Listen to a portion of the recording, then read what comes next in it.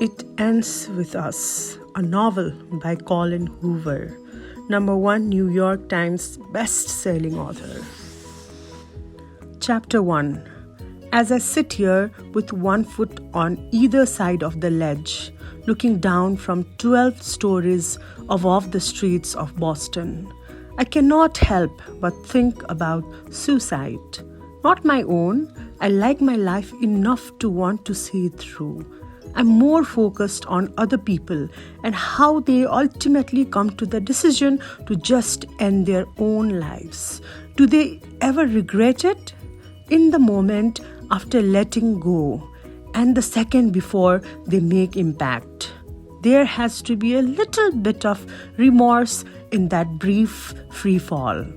Do they would at the ground as it rushes towards them and think, well, crap, that was a bad idea? Somehow, I think not.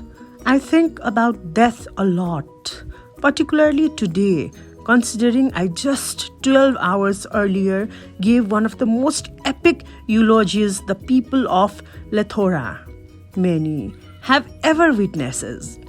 Okay, maybe I wasn't the most epic. It very well could be considered the most disastrous.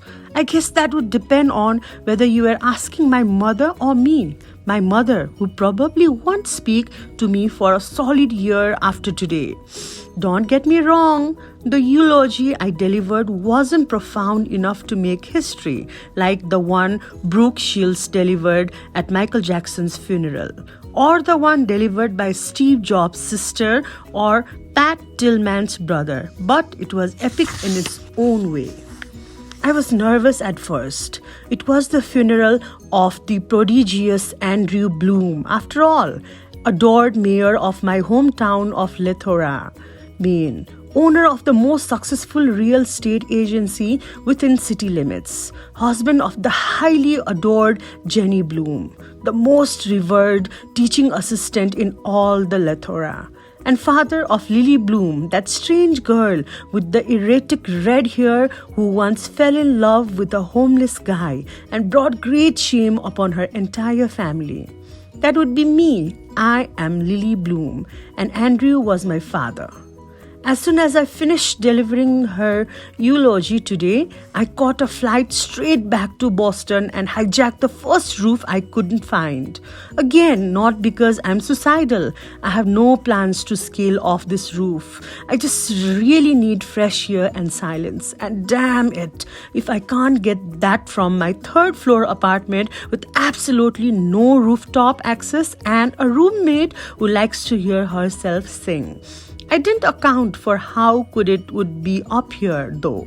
It's not unbearable, but it's not comfortable either. At least I can see the stars. Dead fathers and exasperating roommates and questionable eulogies don't feel so awful when the night sky is clear enough to literally feel the grandeur of the universe. I love it when the sky makes me feel insignificant. I like tonight. Well, let me rephrase. This is so that it more appropriately reflects my feelings in the past. I liked tonight.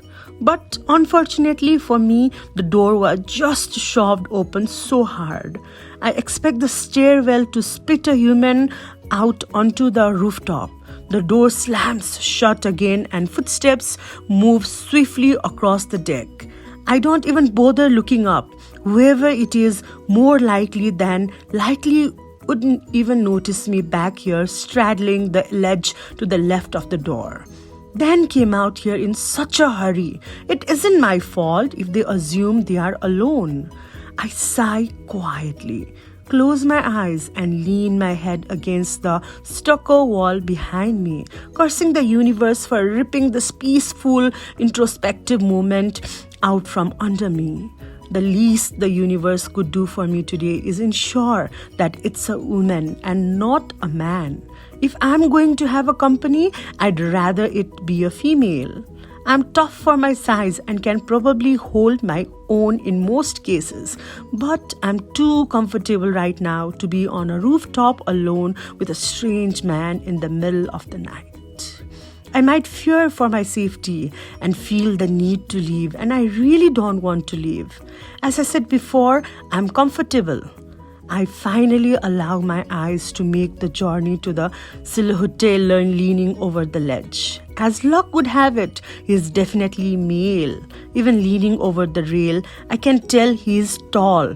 Broad shoulders create a strong contrast to the fragile way he is holding his head in his hands.